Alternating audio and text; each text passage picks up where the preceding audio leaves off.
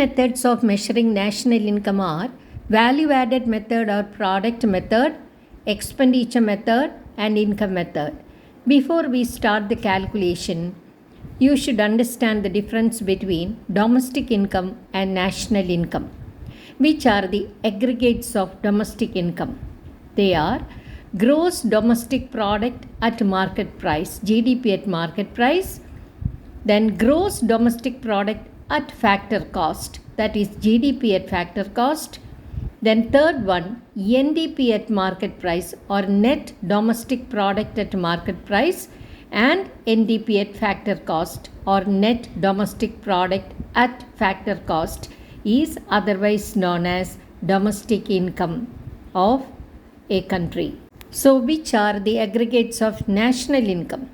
The aggregates of national income are GNP at market price, GNP at factor cost, NNP at market price, and NNP at factor cost are the standard measurement of national income. So GNP at market price is gross national product at market price. Then GNP at factor cost is gross national product at factor cost. NNP at market price is net national product at market price, and NNP at factor cost is net national product at factor cost. So thus, NNP at factor cost is the standard unit of measuring national income. So what is the difference between national income and domestic income? What makes this difference? Net factor income from abroad makes the difference between domestic income and national income. Domestic income plus net factor income from abroad gives us national income, or NDP at factor cost plus NFIA gives us NNP at factor cost. So domestic income refers to total factor income earned by the factors of production within the domestic territory of a country during an accounting year. The meaning of total factor income, factors of production, domestic territory, all these are given in the previous modules, but still I will explain once more. Factor income is the income received by factors of production such as land, labor, capital, and entrepreneur. So land receives rent, labor gets wages or salary, then capital gets interest, and entrepreneur gets profit. So rent, wages, interest, and profit is the factor income. Before I explain domestic territory, let us see the next point. National income refers to net money value of all the final goods and services produced by the normal residents of a country in an accounting year. The meaning of goods and services, final goods, intermediate goods, all these are given in the previous modules, and the meaning of normal residents too. The difference between domestic income and national income is net factor income from abroad, NFIA. So here see the difference between the two. The difference between domestic income and national income is net factor income from abroad. So we are going to see what is meant by net factor income from abroad. What are its components? So 2 points are to be taken into consideration: whether the income is domestic income or national income. Domestic income is generated by the factors of production in the domestic territory of a country, and national income is the total money value of all the final goods and services produced by the normal residents of a country during an accounting year. So NFIA is equal to income earned by normal residents of a country, example India, from the rest of the world minus payments made to rest of the world, or income from abroad minus income to abroad gives us net factor income from abroad. So which are the components? First component is net compensation of employees. Second one is net income from property and entrepreneurship, that is rent, interest, profit. Third one is net retained earnings of resident companies abroad. So first one, net compensation of employees, is the wages and salaries received by the normal residents of a country. The meaning of normal resident, the detailed explanation is given in my previous module. Kindly refer it. The link will be given below. A normal resident is one whose center of economic interest lies in the economic territory of the country in which he or she lives.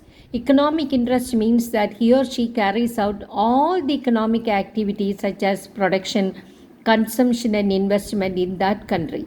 The resident lives within the economic territory for more than 1 year. That means if a foreigner is residing in India, he is spending that money in India. So likewise, if Indian is living abroad for more than 1 year, he will be treated as a normal resident of that country, may not be a citizen of that country, but a normal resident, and is spending the money there. His economic activities are conducted there only. So what is meant by economic territory? According to UN, economic territory is the geographical territory administered by a government within which persons, goods and capital circulate freely. The above definition is based on the criterion freedom of circulation of people, goods and capital. Those parts of the political frontier of a country where the government of the country does not enjoy the above freedom are not to be included in the economic territory of that country. Example, US Embassy in India is a part of economic territory of USA. Similarly, Indian Embassy in Washington is a part of economic territory of India. Thus, economic territory and geographical territory are different terms. And when Indian consulate or Indian embassy located abroad, the salary of the officials, it is paid by the government of India. And such organizations, the embassies of the countries, may be American embassy in different parts of the world, Indian embassy in different parts of the world. Wherever the embassies function, they function for the welfare of their own country, to promote the interest of their own nation. So, the officials of Indian consulates, Indian embassy, they function to promote the interest of India. So once more we will come back to net factor income from abroad. It makes the difference between domestic income and national income. Domestic income plus NFIA gives us national income. What are the components of NFIA? Net compensation of employees, net income from property and entrepreneurship, that is rent, interest, profit, and net retained earnings of resident companies abroad, which is known as undistributed profit. So what is net compensation of employees? It is the difference between wages and salaries received from abroad and wages and salaries paid to abroad. Likewise, the rent, interest, profit received from abroad and rent, interest, profit paid to abroad. The difference between the two gives us net income from property and entrepreneurship. Likewise, the third component, undistributed profit, is the difference between the earnings of the companies located abroad. So NFIA is the difference between factor income received from abroad and factor income paid abroad. Income from work can be earned by working in the domestic territories of other countries, earning thereby compensation of employees in the form of wages and salary. For example, suppose in 2020-2021, Indian resident teachers, engineers, doctors, laborers, etc. employed abroad. Abroad means wherever they are working. All the Indians working abroad, they earn factor income of rupees 20,000 crore. Imagine the income of 2020-21 in the form of compensation of employees, that is wages and salary, is 20,000 crore, whereas similar payments made to non-resident workers employed in domestic territory of India was 17,000 crore. This much money goes to other countries as compensation of employees. Indians are sending money to their own country, India. Likewise, the money is flowing from India to other countries in the form of wages and salary. The difference between the two is net compensation of employees, that is 20,000 minus 17,000 means 3,000 crores. Rupees 3,000 crore is the net compensation of employees. It is not 3,000 rupees, it is 3,000 rupees, 3,000 crores.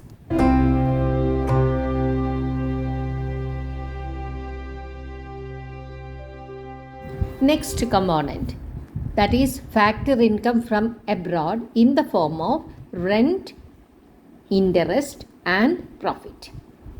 So it is earned by owning property like buildings, shops, factories, financial assets like bonds and shares in foreign countries. You know, there are many enterprises managed by Indians abroad. The income from there as rent, interest and profit.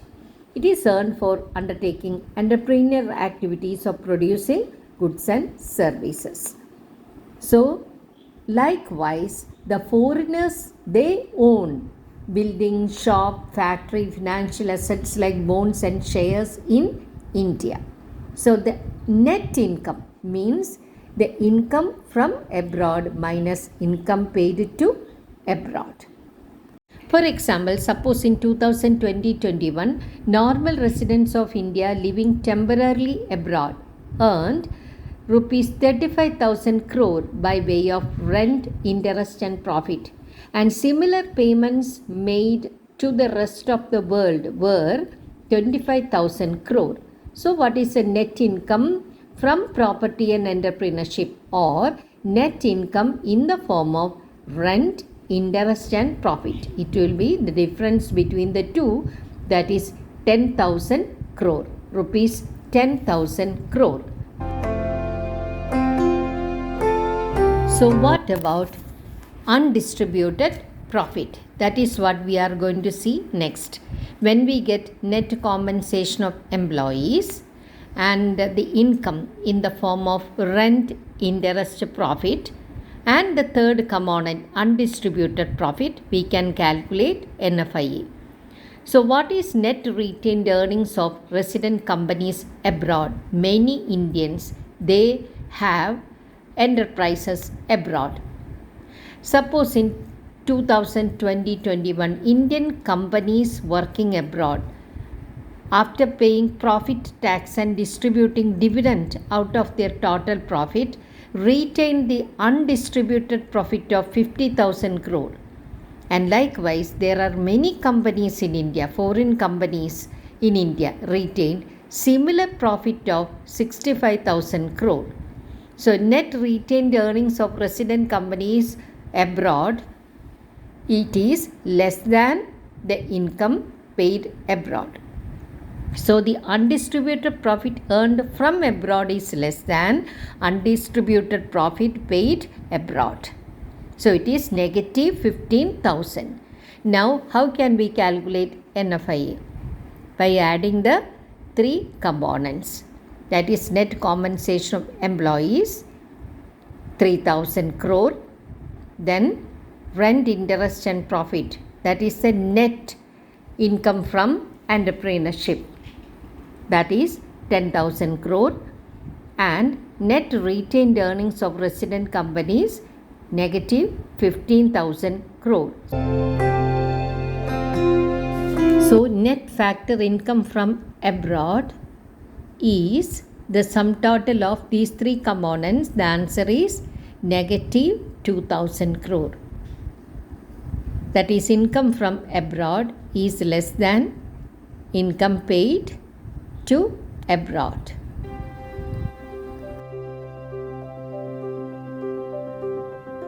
NFIA will be negative or positive depending on the income from abroad and income paid to abroad. That is, if income from abroad is greater than income paid to abroad, NFIA will be positive. If income from abroad is less than income paid to abroad, NFIA will be negative.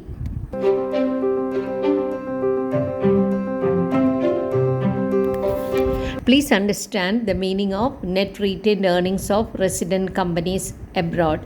Indians own companies abroad. Likewise, foreigners own companies in India. Undistributed profit is otherwise called saving of private corporate sector or retained earnings. This is that part of total profit which is not given to shareholders and kept as a reserve for future uncertainties.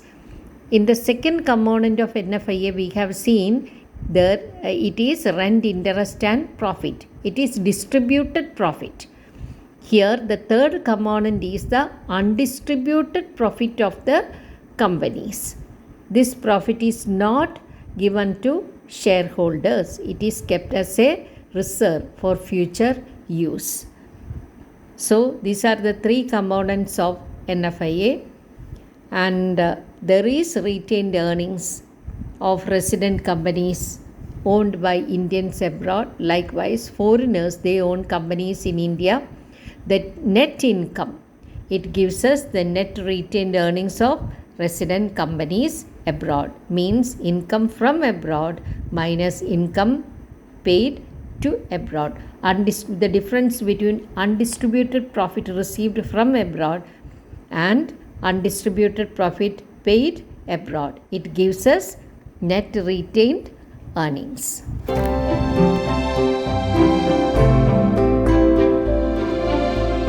In the next module, we will see what is the difference between market price and factor cost, then gross and net and other concepts. Thank you. Please subscribe and share.